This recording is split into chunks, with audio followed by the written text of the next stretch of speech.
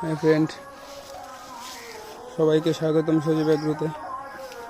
সকালবেলা একটু আমের দেখলাম, ওহো এখানে তো পড়ে আছে পাখনা।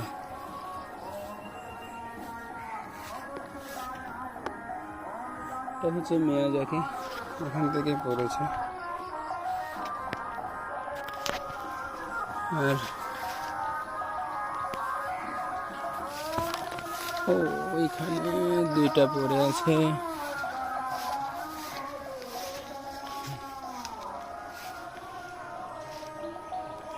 মিয়াজাকি একদম ফ্রেশ ন্যাচারাল, এটা থেকেই পড়েছে।